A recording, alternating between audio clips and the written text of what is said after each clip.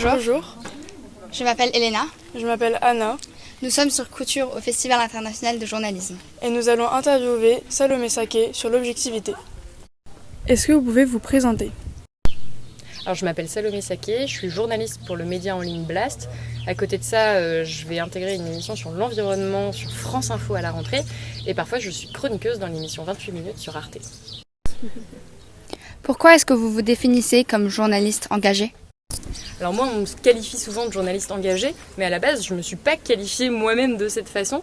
C'est venu parce que j'ai alerté de manière peut-être un petit peu brusque sur les plateaux télé à propos de la situation climatique, à propos du réchauffement climatique. Et on m'a apposé ce qualificatif alors que je relayais tout simplement une parole scientifique.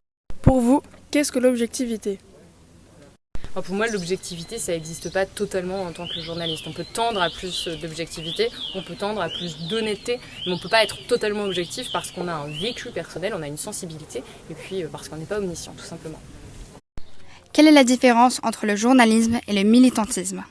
Pour moi, ce qui distingue vraiment les médias traditionnels de ces médias indépendants, c'est déjà le format, parce que sur Internet, parce que le média indépendant pour lequel je travaille, Blast, est sur Internet, on a beaucoup plus de flexibilité sur le format, on peut faire un petit peu comme on veut, et il y a évidemment une différence de structure économique. Ces médias traditionnels et ces médias indépendants ne sont pas financés de la même façon.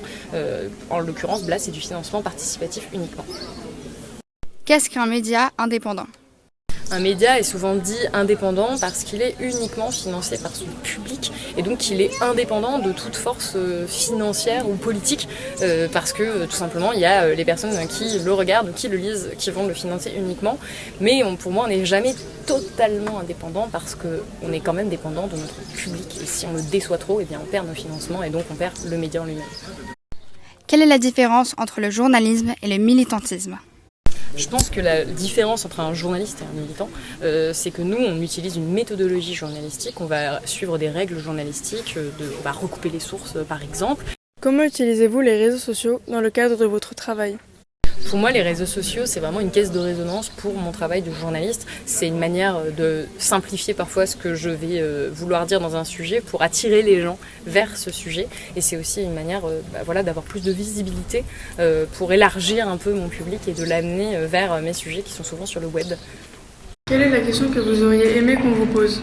On ne parle pas du tout assez de climat dans les médias et surtout parfois on parle d'événements comme la canicule aujourd'hui et on ne le relie pas au réchauffement climatique. Je pense que c'est un vrai problème. Et ensuite quand on parle de climat, je pense qu'il faut mieux en parler entre guillemets au sens où il faut évidemment alerter sur cette situation, mais il faut aussi mettre en lumière les solutions parce que juste faire peur, eh bien c'est démobilisateur. Je pense qu'il faut aussi montrer aux gens qu'il y a des solutions qui existent. Merci d'avoir regardé. On espère que ça vous a plu.